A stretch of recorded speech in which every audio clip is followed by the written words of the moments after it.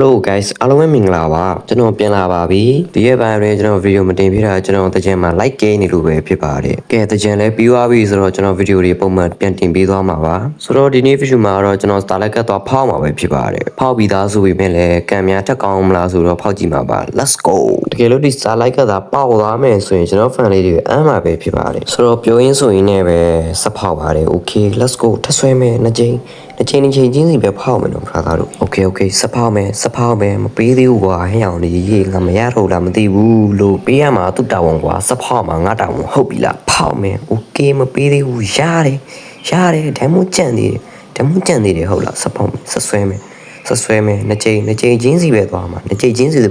easy ပဲပေါက်တော့ပေါက်နေတာဟဲ့အောင်ကြီးဒါကြီးပဲပေးနေတယ်ငါလခွမ်းပဲဆိုတော့အေးစေးပါပဲเนาะဒါမှမဟုတ်အများကြီးကြံသေးတယ်ဆိုတော့စဖောက်မယ်ဟာမင်းဟာရလွန်တာဗောလို့14ချိန်ပဲကြံတော့တယ်ဟဲ့အောင်ကြီးငါဂျင်းမိပြီလားမသိဘူးကွာအေးဒါကြီးပဲပေးနေတယ်ဟဲ့အောင်ကြီးမဟုတ်သေးဘူးနော်ကျွန်တော်စဖောက်နေတာများနေပြီမရသေးဘူးလို့အေးဒါကြီးပဲပေးနေတယ်လက်ခွမ်းမသိကွာအကုန်ဖောက်မှာဟုတ်လား10ချိန်ပဲကြံတယ်ရတယ်ဒါပဲပေးနေတယ်ရတယ်အေးစေး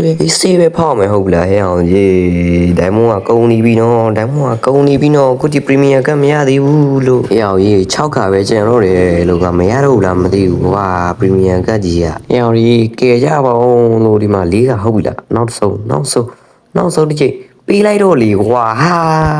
ဒါကြီးကဘာလုပ်ရမှာလဲကြည့်အောင်ပါစတိုက်ဘုံပွင့်သွားပြီ Premier ကလည်းမရဘူးသွားပြီအေးအောင်ကြီးသွားပြီတာလို့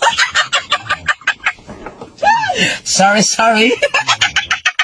နောင်တာတွေလည်းရပါတယ်လို့ဟာတော်ပြီခဲ့အောင်ကြီးနောက်တစ်ခါမဖောက်တော့ဘူးเนาะကဲဒါတွေကတော့ကျွန်တော်ဟိုဗီဒီယိုမှာတင်ထားခဲ့တဲ့အတိုင်းပဲကျွန်တော် Starlight Gateway ဖောက်ပြီးမှပဲဖြစ်ပါတယ်ပေါ့နော်ကဲဆိုတော့ Starlight Gateway ဝင်တာဘယ်သူဖြစ်သွားမလဲဆိုတာလိုက်ကြည့်လိုက်အောင်ခင်ဗျာလောဆိုတော့ comment တွေယူလိုက်မယ် Okay comment 50တခုဟုတ်လား comment စုပေါင်း50တခုရှိပါတယ်လဲလိုက်ပါပြီခင်ဗျာဘယ်သူပေါက်သွားမလဲ